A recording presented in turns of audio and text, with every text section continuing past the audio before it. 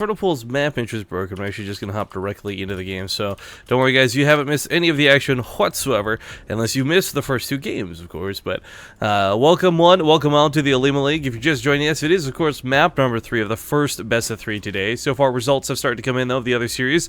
Journey defeated Soxry 2-0. I think that's the upset. We of course love us some Journey. Party also took out Gumiho 2-0, so the winner of this will go on to fight against Journey, a Terran player. The winner of the other series, Impact versus Center, will move on to fight against Party, a Protoss. But here's the nice thing. We will be casting both of those semifinals. They are both best of 5s, and of course the grand finals today will be a best of 7. However, we got to get through this first match, this first series. So, without further ado, in the bottom right corner of the map, playing for Team Dead Pixels, it's the purple Zerg player, True. Neighbor left as the red Terran. It's Liquid TaeJa. Ooh, TaeJa hype. That last game looked, I mean, the difference between game 1 and game 2, it felt like the difference of TaeJa warming up versus not warming up. I don't know. I felt like the difference between TaeJa having a wall down and not having a wall down. Oh, you. Oh, no.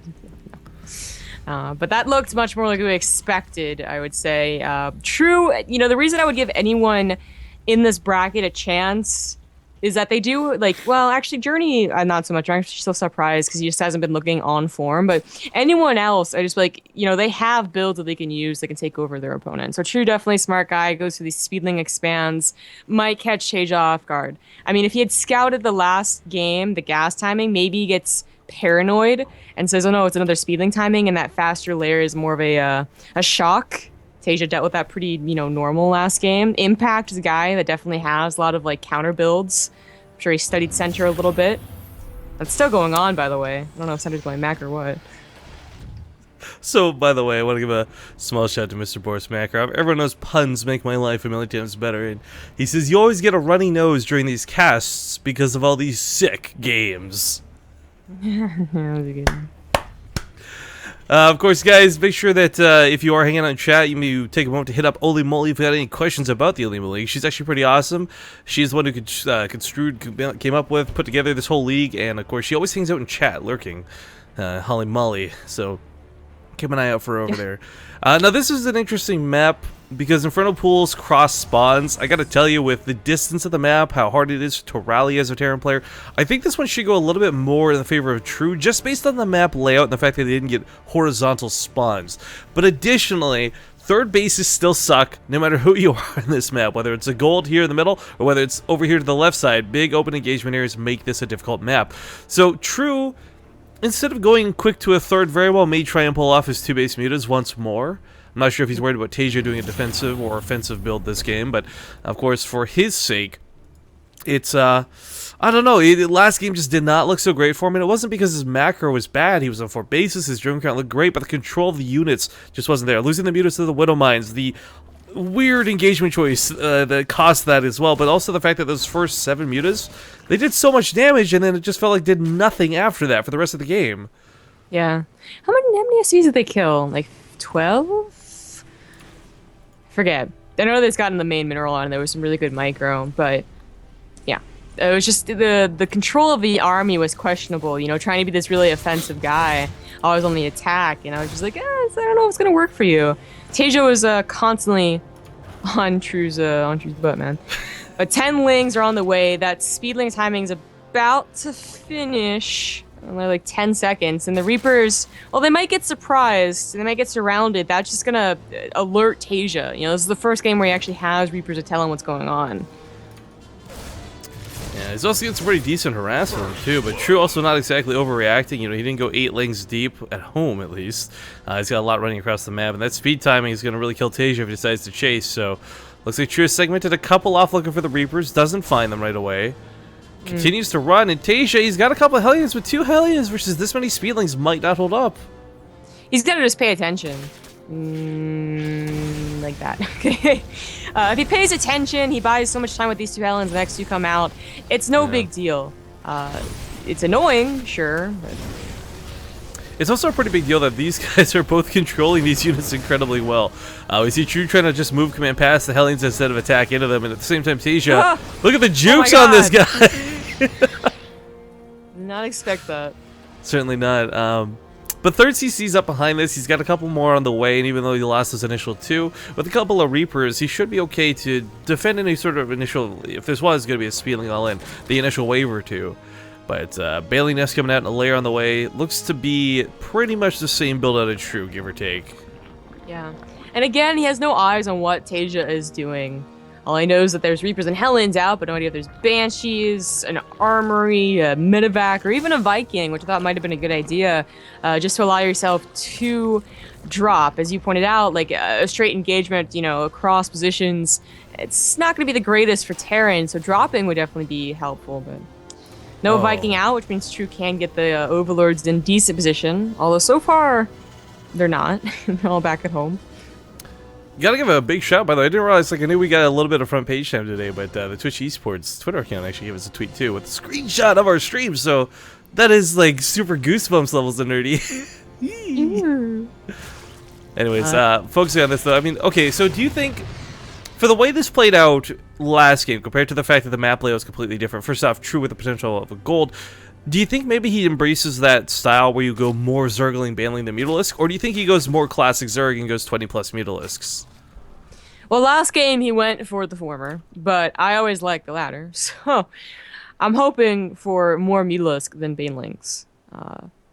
I think it's a decent map for it. There's not like a ton of dead space behind. It's not like Catalina, right? Which would have been the map to go for a lot of mutas. But it's still okay. You know, defending this is always going to be annoying. And like I said, drops can be very good because it's such a big map. There's no way that even if you had Overlords out in the map, they would cover every single avenue. And, you know, mutas are pretty good at stopping those drops. Well, nice scan from TaeJa. We'll see the natural base. Now, unfortunately, he doesn't exactly know these are Mutalisks coming, but it's that timing on a TVZ where if you haven't been hit by some sort of Roach Bailey attack by now, it's probably just Mutalisks behind it. Yeah. And he had eyes on, like, the third timing as well, so... Right, he knows. 3 missile turrets. He's still gonna wait for combat shields to really be confident in pushing out with these Marines, but he did take a third. Anyways, like... It's so good to have the Hellions alive, because otherwise getting that third at this time would just be like, you never want to, right? Like, you don't know if there's 20 Lings out there, which the Hellions deal with fine, but 6 Marines without combat shields don't do well against. Almost gets the... There we go. The Reaper. Bunker placement for TaeJa kind of cute. I kind of like that we're starting to see a lot of this, where you hug the command center, go back more old school for that defense. Because a wall off on this ramp is just, it's not possible. It's not happening.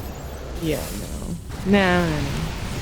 Again, good missile turret coverage. Better than Catalina, I would say. Last time he got into the top side, as it were, and microed his heart out. Well, I'm lucky also the no alive turret effect for those who don't know what we mean, because we do drop this phrase fairly regularly. Alive, Startail's alive tends to put his turrets like way off to the sides of the mineral lines, which in essence could ward off the Mutalisks further, but also creates a bigger hole of the minerals where you can get in there with the mutas and not be affected by the turret whatsoever. So it's like trying to be clever, and your own cleverness gets you killed. Exactly. So I mean, I definitely like TaeJa's turret placement for sure. Not just keeping it standard. Standards. He's a very, you know, old school, old fashioned type of player. We love TaeJa because he wins shit, all right? Yeah, but he also he's really canine. But that's what I love about TaeJa. Like, he does it without super gimmicks. He just plays incredibly well. He reads into his opponents. And I quite frankly could not see him doing this with any other race. Just something about Terran is so perfect to the way he plays. Yeah. I haven't really thought about it. TaeJa's just always been a Terran player. Where, like, the Kespa guys, you know, they actually change races, some of them. So I'm always thinking, like, what if they played something different? The Hellions left over here, I think it was a mistake, but it ends up being really good. Yeah, the entire army out of position. I mean, what do you do is True at this point base straight at Terran? I don't think so. He may still end up going for it, but TaeJa's going to head back home with a large portion of his forces, leaves more than enough to possibly take on these Lings. So the Banelings, of course, that become questionable. Is he looking? Picks up one medevac full of units. Natural base in a bit of awe. He did have the one-way shot, taking out the health of a lot of the Mutalisks, but can he finish them? Turret's going to get a couple of executing blows. This is definitely a mistake out of True. If TaeJa is repairing, but TaeJa wasn't repairing, so takes down that turret, pulls through with the Mutas. And let's not forget that regeneration's going to start kicking in, and it'll be really hard to actually kill these off. Lings at the same time running towards the third, and TaeJa actually never killed the gold for this. Where are all those Banelings? I know he had Banelings. Where did they go? Oh, there they are. They whirled into the third. Finally, they were like trailing quite far behind, but that actually was not worth it. He could have potentially saved that gold base. And I think that would have been better than taking how many like more SCV, because like 5 more SCVs of those banelings. Yeah, keep in mind, it wasn't 22 banelings that killed SCVs over here, guys. That's why it wasn't too imperative to look at the map, because most of those kills came from the natural base, where he gutted the natural with those Mutalisks. So, for TaeJa, okay, he kills a gold, but this was true. We kind of referenced it last time, didn't get to see it, but here we go. You know, you lose 1 base, take 2 more, you cut off the head of a Hydra, you know, that's true in a nutshell. Yeah. Well, the key thing about True when this actually works is that usually he's not taking engagements while expanding 2 different directions every single time. So he's an army and, you know, disposable income. But in this game, in the last, he's been about the counterattacks. He's been about using the army. And as such, losing the hatcheries is a big deal now. Just always remember that King Sejong game, but... that game for True is just like... once in a blue moon. It was iconic for us, because it was so ridiculous, but... Yeah. Here come those banelings, and TaeJa's got really good focus fire, more to the point, he's got good splitting powers. And those banelings get very little to nothing done. Round 2 coming in. The Mutalisks on the other side of the map are killing SCVs in the main. It looks like he will clean up this attack, but can TaeJa clean up his? Lots of SCVs are starting to go down. He's on top of the production line, too. This is where it really starts hurting for the Terran player, but looks like he is probably going to have to pull off of this, getting a little bit greedy, going for a couple more SCVs, but, you know, TaeJa's SCV count overall now incredibly low through 2 very bad attacks. 33 SCVs in general. Yeah. Well, that attack, it probably would have been cleaned up anyways, but I feel like he could have done a lot more had he used his Widow Mines. They were just behind the army not doing anything. Well, he drops them. Fine. Yeah, he drops them. That was cool. He kills drones, but, you know, he already lost the army and he lost his own SCVs, so this isn't making that up. Well, I took a look at the income charts really quick, guys, and I mean, just the difference over the last 10 minutes, you can see how much better it's been going for True. TaeJa bleeds these out, even with the power of mules. That purple mountain is much larger than the red mountain. Yes it is. I actually don't see them, but I imagine what you're talking about. Yeah. I mean, we always see the income down here, but it's I just love that we got these beta graph things that can really visualize it for those who haven't been quite paying attention. Yeah. I want to point out that True never got +2 weapons, so his Lings won't be that effective. Not that they really are ever. But... yeah. I mean, that's the thing. The banelings with +1 are going to be good regardless of whether it's +2 or +3 behind it. But, of course, investing in the Mutalisks for the damage. I did ask, of course, at the start of the game, you know, was he going to go more baneling, Zergling heavy, was he going to go more into Mutalisks? And it looks like he wants to do Mutalisks, but... sadly for True, he doesn't have the count, he doesn't have the flock, and he doesn't have the money to really make this too devastating. I mean, 18 is perfectly fine, don't get me wrong, but it's not until you hit those 20s, those 30s, that these really become terrifying. Yeah, well, it's a lot better than Kalina, right? Or like goes very low, like shockingly low. And now he is starting to get up higher in that number. As he did invest in +2, I would not expect him to stop until like, yeah, 25 or 30. Well, that's a lot of dedicated links looking for one small drop, but he won't clean this up and push it back. And we got a couple Thors starting to come out of TaeJa. Thors and Widow Mines, the reason they're so good is Mutalisks tend to clump. That splash damage can be quite effective, but at the same time, if True's controlling well, if he splits his mutas, if he spreads out, stays magic boxed above the Thors, it's pretty easy to negate the sort of counter damage they have. It just makes them regular units. But of course, I think one of the greatest effects to having the Thors for TaeJa is the fact that they've got that range that the Marines and the Widow Mines don't. You can start zoning out the Mutalisks while you push forward, clean up that creep little bit by little bit that Terran players typically do in this matchup. But I'm definitely loving... ooh, what is this, a secret? Another expansion, not really a secret base. Yeah, not really secret, it's another expansion.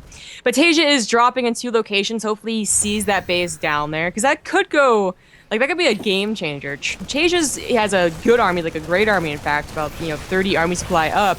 And he has recovered on the SCV count a little bit, like good enough for probably the 2 bases that he's on as his main mines out. But of course he doesn't have a 4th base, and oh, a bit of expert into the mutas, mistake. Well, the base not really mining is not that devastating here for True. Oh, is TaeJa paying attention? Oh, it is at the last second. We'll see if that's enough. The banelings getting way better connects than they should have ever been allowed to off of creep. Oh, that was a terrible engagement. TaeJa just, oh, we still got more to worry about. It's not over yet. The banelings, the Mutalisks, the Zerglings, they're all giving chase. There's not a lot of Widow Mines back at home. There's a bunker to fall back to. Maybe, but this is looking pretty grim. I mean, the army supply is good enough for TaeJa to take this fight on, but the banelings can be so explosive. They can level that army supply so very, very quickly. Ugh. The Widowmines just aren't getting their shots. No, they're That's not. absolutely crucial. I mean, TaeJa takes down 2 bases while this goes on, but True smells blood, basically. Like, he thinks he can end the game right now, and he might just be able to. Yeah, once you get on top of production, that's where this game really starts falling apart for any Terran player. TaeJa, of course, look at that mineral count right now. He can't sustain what little production he has. Dropping, oh my gosh, so many mules here at the third base. It's not that he's like, oh my gosh, he just dropped mules into a base that's under attack, but like, why didn't he have the energy for that many mules if he's this hungry for minerals? He takes down 3 bases. Yeah. If any of those Widowmines had gotten shots off, this could be so different. That could be like 20 lings gone, 40 lings, if more than one Widowmine got a shot off. Even though several bases have gone down, the drones were relatively untouched through this. So still on 65, he just transfers over to his newest base. And this is true. We talked about it before. We'll bring it up again. If there's one thing he does better than most Zerg players, it's continue to expand. It's recover. I mean, Jesus, you lose 3 bases on the map, but your income is still 1,300 per minute. I think he's gonna feel pretty okay, because he knows TaeJa has no third. He knows what little minerals are left in the natural are mining out soon. I just imagine if any of the Widowmine clump that died in the beginning got shots off. Like, True probably still overwhelms him. He is up quite heavily in supply, but it could have been something that's like, well, maybe more Widowmine shots getting good hits could bring him back into this game. But TaeJa would have to know about these 2 bases being taken. The one that's has been taken and the gold base that's being taken right now. Well, at this rate, this might be one of the first Olimoleagues we don't have a TBT. Starting the semifinals off with is, yeah, GG is called, ladies and gentlemen. True will take this series. He'll move on to fight against Journey, a Terran player in the semifinals, while Parting currently still awaits the winner of Impact versus Center. But lucky for us, with the way downtime works,